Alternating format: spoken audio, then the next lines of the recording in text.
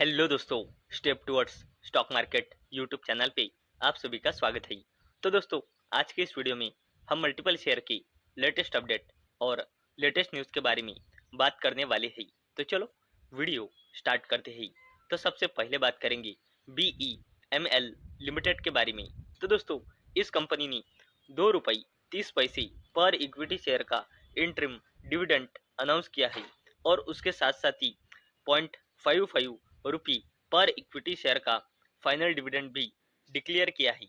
और कंपनी ने अपने इंटरिम डिविडेंड को देने के लिए रिकॉर्ड डेट फिक्स की है 5 जून 2026। और इस कंपनी ने अपने फाइनेंशियल ईयर 2026 के क्वार्टर 4 का रिजल्ट डिस्क्लोज किया है।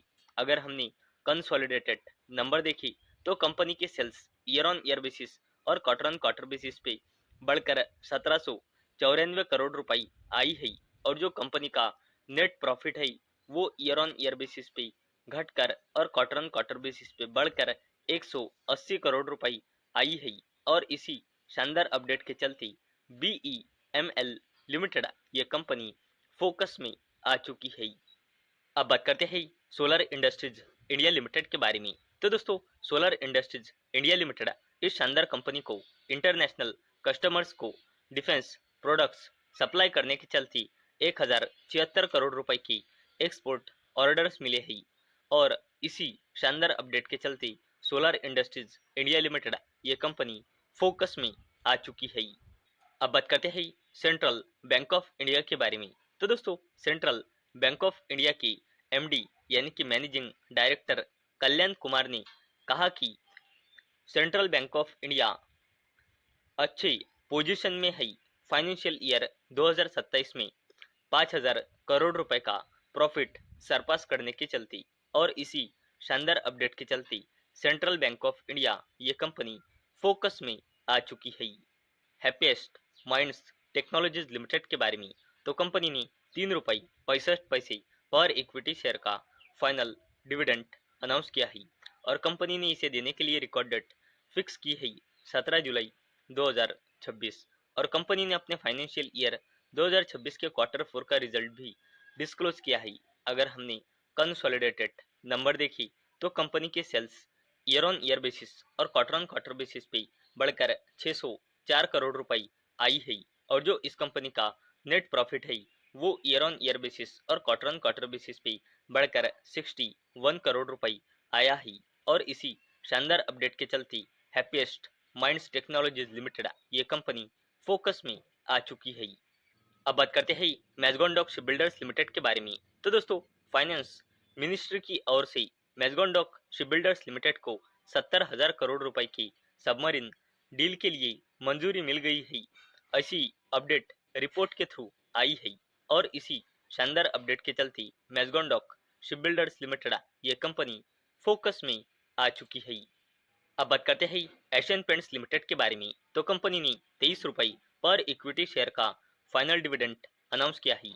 और इसे देने के लिए कंपनी ने रिकॉर्ड डेट फिक्स की है 23 जून 2026। और कंपनी ने अपने फाइनेंशियल ईयर 2026 के क्वार्टर 4 का रिजल्ट डिस्क्लोज किया है। अगर हमने कंसोलिडेटेड नंबर देखी तो कंपनी के sales year on year basis और क्वार्टर ऑन क्वार्टर बेसिस पे बढ़कर 9,247 करोड़ रुपए आई है। और जो कंपनी का नेट प्रॉफिट है वो ईयर ऑन ईयर बेसिस और क्वार्टर ऑन क्वार्टर बेसिस पे बढ़कर 1185 करोड़ रुपए आया है। और इसी शानदार अपडेट के चलते एशियन पेंट्स लिमिटेड ये कंपनी फोकस में आ चुकी है। अब बात करते हैं NHPC लिमिटेड के बारे में। तो दोस्तों, NHPC लिमिटेड ने लॉन्च किया है कंस्ट्रक्शन वर्क 260 मेगावाट कैपेसिटी की दुलहस्ती स्टेज 2 प्रोजेक्ट के चलती। और इसी शानदार अपडेट के चलती सरकारी कंपनी NHPC लिमिटेड ये कंपनी फोकस में आ चुकी है। अब बात करते हैं एक और सरकारी कंपनी इरडा यानी कि Indian renewable energy development agency limited के बारे में। तो इरडा इस शानदार कंपनी ने अपने फाइनेंशियल ईयर 2026 के क्वार्टर 4 का रिजल्ट डिस्क्लोज किया है। तो इस कंपनी का total revenue from operation year on year basis पे 23% से बढ़कर पूरे फाइनेंशियल ईयर 2026 में आया ही 8,310 करोड़ रुपए, जो एक साल पहले था 6,743 करोड़ रुपए। और जो इस कंपनी का नेट प्रॉफिट आफ्टर टैक्स है वो पूरे फाइनेंशियल ईयर 26 में आया है 1874 करोड़ रुपए, जो फाइनेंशियल ईयर 25 में था 1698 करोड़ रुपए।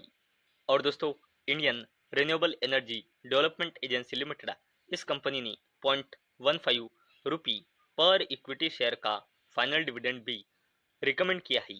और इसी के चलते ये सरकारी कंपनी इरिडा यानी कि Indian renewable energy development agency limited, ये कंपनी फोकस में आ चुकी है।